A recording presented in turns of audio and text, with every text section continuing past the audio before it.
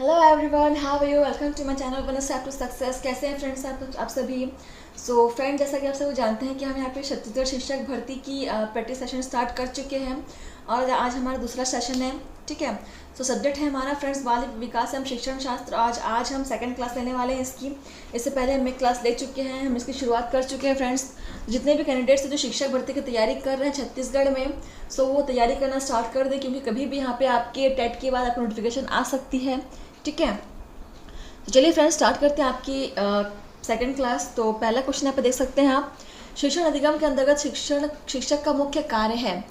Option है friends यहाँ पे बालक को सीखने के लिए अभिप्रेरित करना, बालक को पढ़ाना, बालक का ज्ञानवर्धन करना या बालक को अच्छे संस्कारों में डालना। तो शिक्षण अधिगम के अंतर्गत शिक्षक का प्रमुख कार्य क्या होगा, बताइए। तो जितने भी यहाँ पे जुड़े हुए हैं हमारे साथ, अगर वो हमारे चैनल को सब्सक्राइब नहीं किए हुए हैं तो सब्सक्राइब कर दीजिए। ठीक है। इससे आपको डेली यहाँ पे क्लासेस का नोटिफिकेशन मिलते रहेंगे। इससे पहले हमने आपको फ्रेंड्स टेट 2024 की प्रिपरेशंस भी कराई हुई थी। तो जो हमारे पुराने फ्रेंड्स हो तो हमारे साथ जुड़े ही हुए हैं, जो नए कैंडिडेट्स हैं उनके लिए बोला जा रहा है कि आप इस चैनल को सब्सक्राइब कर दीजिए। ठीक है। तो देखिए फ्रेंड्स, पहला करेक्ट आंसर क्या हो जाएगा, क्वेश्चन नंबर 41। ठीक है। तो देखिए राइट आंसर क्या हो जाएगा इसका। ऑप्शन ए, बालक को सीखने के लिए अभिप्रेरित करना शिक्षक का प्रमुख कार्य होता है। ठीक है। अगर आप बालक को सीखने के लिए अभिप्रेरित करेंगे तो उसके अंतर्गत ये तीनों आ जाएंगे। आप उसको सीखने के लिए उसको प्रोत्साहित कर अभिप्रेरित करते तो बच्चा तो पढ़ना अपने आप सीख जाएगा और ज्ञानवर्धन करना भी अपने आप सीख जाएगा। ठीक है। और अच्छे संस्कार ये तो घर से ही शुरुआत होती है इसकी। आगे देखिए क्वेश्चन नंबर 42 क्या कह रहा है। यदि आप कक्षा 8 के अध्यापक हैं तो आपको अपनी कक्षा में बालकों के सीखने का मूल्यांकन करना चाहिए। ऑप्शन है वर्ष में केवल एक बार, वर्ष में केवल 2 बार, वर्ष में केवल 3 बार या प्रत्येक महीने, बताइए। फ्रेंड्स, हम जहाँ पे जो आपकी क्लास ले रहे हैं बाल विकास शिक्षण शास्त्र की, तो ये आपको जो शिक्षक भर्ती होने वाली है उसमें जो प्राइमरी है और मिडिल है दोनों के लिए आपको काम आने वाला है। ठीक है। हम यहाँ पे मिक्सअप क्वेश्चन आपके पढ़ा रहे हैं। ठीक है फ्रेंड्स। तो ऐसा नहीं सोचना है कि हम ये किस लेवल का पढ़ा रही है या किस लेवल का आप तैयारी करा रही हैं। तो हम यहाँ पे दोनों ही लेवल के करा रहे हैं। अगर आप इस सेशन को अटेंड करेंगे तो आपकी दोनों ही प्राइमरी मिडिल दोनों की आपकी प्रिपरेशन हो जाएंगी। ठीक है।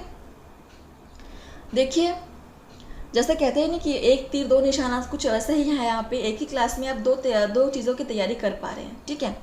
तो देखिए 42 राइट आंसर क्या हो जाएगा इसका, ऑप्शन डी। ठीक है। प्रत्येक महीने करना चाहिए बच्चों का मूल्यांकन।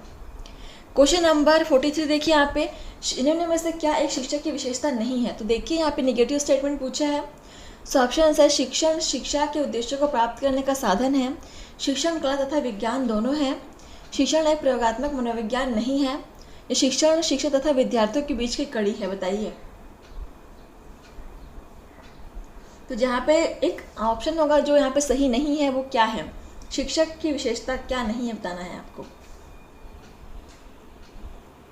देखिए जहाँ पे कहा गया है कि शिक्षण एक प्रयोगात्मक मनोविज्ञान नहीं है, जबकि गलत है। शिक्षण जो प्रक्रिया है वो प्रयोगात्मक मनोविज्ञान से ही तो जुड़ा है, बाल मनोविज्ञान से ही तो जुड़ा हुआ है ना। तो यही यहाँ पे एक नेगेटिव ऑप्शन दिया हुआ है। फ्रेंड्स आगे बढ़ते हैं। क्वेश्चन नंबर 44 देखिए, समस्या के समाधान हेतु आवश्यक तत्व है। तो ऑप्शन है जानकारी, तर्क, आक्रोश या भय। तो समस्या के समाधान हेतु जो आवश्यक तत्व है वो क्या हो जाएंगे, बताइए। देखिए options 44 right answer is option b, आपको तर्क करना आना चाहिए। ठीक है। सिर्फ जानकारी आवश्यक नहीं है समस्या के समाधान हेतु। हाँ, जानकारी आवश्यक है लेकिन समाधान करने के लिए आपको तर्क करना होगा, लॉजिक लगाना होगा। ठीक है। अगला क्वेश्चन देखिए यहाँ पे क्वेश्चन नंबर 45, किसी बालक में तर्क तथा समस्या समाधान की शक्ति का विकास कब होता है। ऑप्शन है 12वें वर्ष में, 8वें वर्ष में, 7वें वर्ष में या पूर्व बाल्यकाल से ही, बताइए। तर्क तथा समस्या समाधान की शक्ति का विकास बालक में कब से होगा। तो ये तो बहुत ही इजी क्वेश्चन, हमने बहुत बार पढ़ा हुआ है इसको।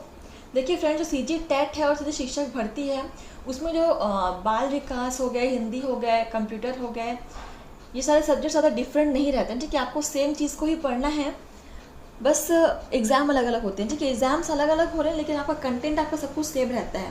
तो अगर सीजी टेट की तैयारी करें तो आपका शिक्षक भर्ती की तैयारी अपने आप होते रहेगा। ठीक है।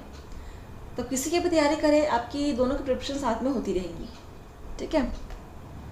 क्योंकि सिलेबस यहाँ पे कुछ डिफरेंस नहीं रहता, सब सिलेबस सेम रहता है। तो 45 right answer is option A. 12वें वर्ष में आपका इस समस्या समाधान की शक्ति का विकास हो जाएगा। ठीक है। क्वेश्चन नंबर 46 देखिए यहाँ पे, किसी बालक की समस्याओं के विषय में पता लगाने के लिए कम उपयोगी मनोवैज्ञानिक विधि है। तो सबसे जो लेस यूज़फुल है वो क्या हो जाएगा, देखिए लेस यूज़फुल, कम उपयोगी, मतलब निगेटिव ऑप्शन पूछ रहा है आपसे। ठीक है, बताइए। निगेटिव नहीं, मतलब सभी उपयोगी है लेकिन सबसे कम उपयोगी कौन सा होगा तो बताना है। 46 राइट आंसर इज परीक्षण विधि। ठीक है, ऑप्शन सी इज करेक्ट। जो परीक्षण विधि है सबसे कम इम्पोर्टेंट है, इम्पोर्टेंट तो है लेकिन सबसे कम इम्पोर्टेंट है। आगे देखिए 47, एक बालक द्वारा की समस्या का समाधान करने के लिए निम्न में से क्या गुण होना चाहिए। तो ऑप्शन से यहाँ पे भाषा विकास, स्वावलंबी, बार बार प्रयास करने की आदत, या उपरोक्त सभी। बताइए फ्रेंड्स, एक बालक के द्वारा समस्या समाधान करने के लिए कौन सी गुण होना चाहिए उसमें। 47 right answer is option D, उपरोक्त सभी होना चाहिए। भाषा का विकास भी होना चाहिए, उसको स्वावलंबी भी होना चाहिए, और बार बार प्रयास करने की आदत भी होना चाहिए। स्वावलंबी मतलब समझते हैं ना आप लोग, जो स्वयं का काम खुद करे। ठीक है, अपना काम खुद करने वाले को स्वावलंबी कहता है, वो किसी पर निर्भर नहीं रहते हैं, और हर किसी को स्वावलंबी होना चाहिए। क्वेश्चन नंबर 48 देख लीजिए यहाँ पे, किस समस्या के संभावित समाधानों का परीक्षण कहाँ किया जाता है। सो ऑप्शन है प्रयोगशाला में, विद्यालय में, घर पर, या कहीं पर भी। तो समस्या के संभावित समाधानों का परीक्षण आप कहाँ कर सकते हैं, कहीं पर भी कर सकते हैं। ठीक, इसका कोई स्पेसिफिक स्पेस या जगह नहीं है कि आपको यहीं पे करना है।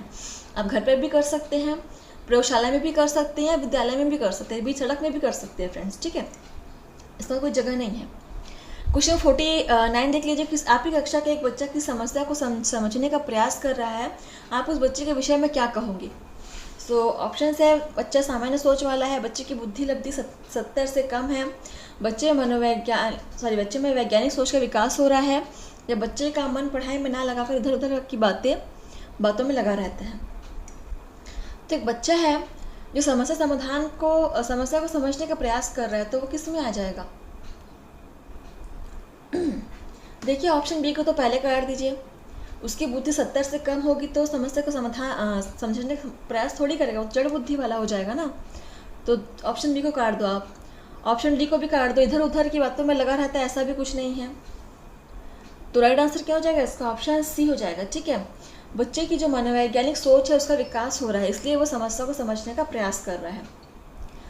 क्वेश्चन नंबर 50 देख लीजिए, यहाँ पे बच्चे में मनोवैज्ञानिक सोच का विकास करने के लिए आवश्यक घटक है। सो ऑप्शन से यहाँ पे बच्चों की समक्ष छोटी छोटी समस्याएं रखी जाएं, बच्चों के द्वारा किए गए संभावित समाधानों का परीक्षण करके, या बच्चों को संभावित समाधानों के निर्माण हेतु प्रेरित करके, या उपरोक्त सभी।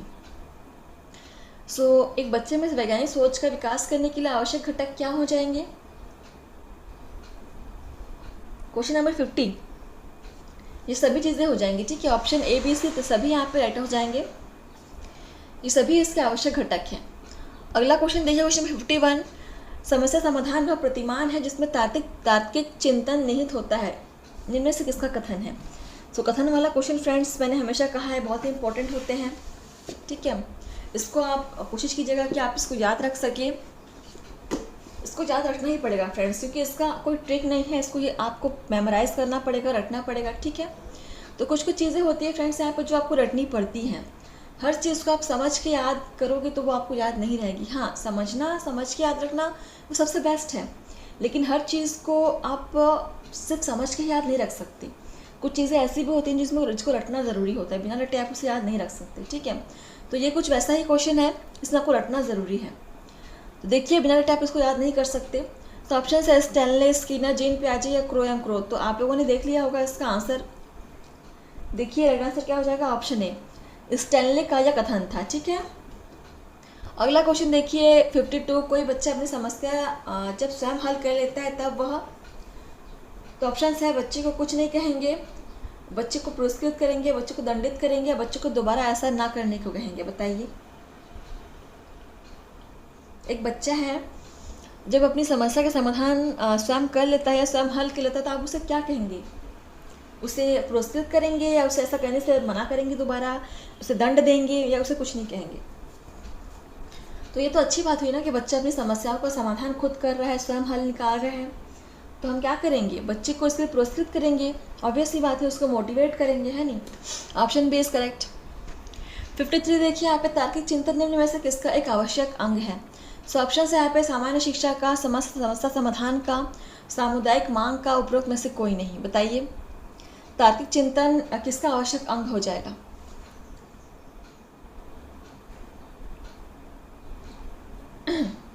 सो 53 का आंसर क्या हो जाएगा, समस्या समाधान में जो तार्किक चिंतन है सबसे इम्पोर्टेंट होता है। ठीक है, आप समस्या का समाधान तभी कर पाएंगे जब आपकी सोच तार्किक होगी। ठीक है, अगला क्वेश्चन देखिए, क्वेश्चन 54 देखिए यहाँ पे, कोर पाठ्यक्रम निम्न में से किस बिंदु पर जोर देता है। सो ऑप्शन है प्रजातांत्रिक विधियों पर, समस्या समाधान पर, सहकारी योजना पर, या ये सभी पर। बताइए कोर पाठ्यक्रम किस बिंदु पर जोर देता है। सो 54 right answer is option D, ये सभी हो जाएंगे। ठीक है, ऑप्शन डी इज करेक्ट। 55 देखिए यहाँ पे, समस्या समाधान के अंतर्दृष्टि विधि के संबंध में किसके द्वारा वन मनुष्यों पर किए गए प्रयोग उल्लेखनीय है। सो ऑप्शन है थांडाइक के, कोहलर के, स्किनर के, या जिन प्याजे के। सो समस्या समाधान की जो अंतर्दृष्टि जो विधि थी उस पर एक वैज्ञानिक ने वन मनुष्यों पर प्रयोग किए थे। तो किस वैज्ञानिक ने किए थे बताना है आपको। देखिए 55 बहुत ही इंपॉर्टेंट क्वेश्चन है, और राइट आंसर क्या हो जाएगा इसका, ऑप्शन बी। ठीक है, कोहलर ने किया था, इसको याद रखना है। आप इसको याद रख सकते हैं ऐसे कि वन मनुष्य, आप याद रख सकते हैं कि वन मनुष्य का कोहलर से कुछ संबंध है। ठीक है, क्वेश्चन नंबर 56, कोई बच्चा अपने द्वारा सुनिश्चित की गई सर्वोत्तम विधि का प्रयोग करता है। तो ऑप्शन है समस्या समाधान के लिए, स्कूल छोड़कर भाग जाने के लिए, एक पक्षी चिंतन के लिए, या उपरोक्त सभी। बताइए किसी बच्चे द्वारा निश्चित की गई सर्वोत्तम विधि का प्रयोग करता है। सो ऑप्शंस हैं, क्या हो जाएंगे इसमें राइट आंसर। देखिए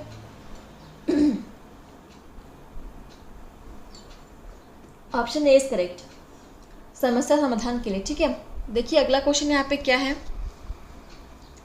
57 देख लीजिए यहाँ पे, जब कोई बच्चा अपनी समस्या का समाधान स्वयं करने लगता है तो उसमें निम्न में से किन गुण का विकास होता है। ठीक है, ऑप्शन है यहाँ पे, वैज्ञानिक अन्वेषक का, प्रतिशोध का, क्रोध का, या समस्या का। तो बहुत इजी क्वेश्चन है, वो अपनी समस्या का समाधान स्वयं करने लगा तो उसमें कौन से गुण का विकास होगा। Option A is correct. ठीक है, वैज्ञानिक अन्वेषक का विकास होगा ना, प्रतिशोध का भी नहीं, क्रोध का भी नहीं, समस्या का तो कोई संबंध ही नहीं है। ठीक है, आगे देखिए क्वेश्चन 58 यहाँ पे क्या, चिंतन तथा तर्क का उद्देश्य है। सो ऑप्शन है समस्या को जटिल बनाना, संवेग को समाप्त करना, समस्या का समाधान करना, या संज्ञान का अंत करना। चिंतन व तर्क का उद्देश्य क्या है। 58 ऑप्शन सी इज करेक्ट, समस्या का समाधान करना। ठीक है, क्वेश्चन 59 देख लीजिए यहाँ पे, अधिगम के प्रयास एवं त्रुटि सिद्धांत के अनुसार सीखने की प्रक्रिया में व्यक्ति गलतियां कर सकता है, किंतु बार बार किए गए प्रयासों के बाद वो सीखने में सफल हो जाता है। तो इस सिद्धांत का प्रतिपादन किसने किया था। बहुत ही इंपॉर्टेंट क्वेश्चन है, ऑप्शन देख लीजिए इसके, पैवलोव, टोलमैन, थांडाइक, कोहलर। तो ये प्रयास और त्रुटि का सिद्धांत की बात कर रहा है फ्रेंड्स। तो बताइए किसका यह सिद्धांत था। तो ये तो बहुत इजी है, इसको हमने कई बार पढ़ा हुआ है, रिवाइज किया हुआ है, रिकॉल किया हुआ है जब हम सीजी टेट की प्रैक्टिस कर रहे थे। ठीक है, जितने भी यहाँ पे हमारे कैंडिडेट्स जो हमारे साथ सीजी टेट के प्रिपरेशन से जुड़े हुए हैं उनका यहाँ पे लगभग 50% तैयारी हो ही चुका होगा, तो उनके लिए ये सब बहुत इजी हो रहा होगा। ठीक है, और जो भी यहाँ पे नए जुड़े हुए हैं उनसे अनुरोध है कि आप सीजी टेट की क्लास आप अटेंड कीजिए, क्योंकि यहाँ पे सिलेबस दोनों का सेम है। ठीक है, तो आप एक की प्रैक्टिस करेंगे तो दूसरे की प्रैक्टिस आप अपने आप इसका हो जाएगा। ठीक है, तो 59 right answer is option c, Thorndike का था सिद्धांत त्रुटि एवं प्रयास का, याद रखना है इसको। क्वेश्चन नंबर 60 देखिए यहाँ पे, और आज का हमारा लास्ट क्वेश्चन है फ्रेंड्स। देखिए निम्नलिखित में से किस अधिगम का कौन सिद्धांत यह बताता है कि जब कुछ पढ़ाया जाए अथवा कुछ सीखने के लिए कहा जाए तो उसे अपने समग्र रूप में ही बच्चों को सामने प्रस्तुत किया जाए। बताइए, अंतर्दृष्टि या सूझ का सिद्धांत, सक्रिय अनुबंध का सिद्धांत, अनुकरण का सिद्धांत, या प्रयास एवं त्रुटि का सिद्धांत। तो किस सिद्धांत में यह बताया गया है कि जब कुछ पढ़ाया जाता है, कुछ सीखने के लिए कहा जाता है तो उसे अपने समग्र रूप में बच्चों के सामने प्रस्तुत करना चाहिए। ठीक है, आधा अधूरा नहीं बताना है। तो 60 राइट आंसर इज ऑप्शन ए, अंतर्दृष्टि या सोच का सिद्धांत। ठीक है, ऑप्शन ए इज करेक्ट। सो इस प्रकार से आपका जो क्लास है फ्रेंड्स यहीं पर समाप्त होता है। ठीक है, सो आपने कितने आंसर यहाँ पे आपके सही हुए हैं, कितने आपने स्कोर किया, हमें कमेंट करके बताइए फ्रेंड्स। और बने रहिए हमारे साथ अगले क्लास के लिए। इस प्रकार से हम डेली आप लोग के लिए छत्तीसगढ़ शिक्षक भर्ती की यहाँ पे प्रैक्टिस सेशन लेकर आते रहेंगे, ठीक है। तो धन्यवाद फ्रेंड्स, आज के लिए बस इतना ही। आप पढ़ते रहिए, प्रैक्टिस करते रहिए, ठीक है, सफलता आपकी ही होगी। सो धन्यवाद फ्रेंड्स, आज के लिए बस इतना ही।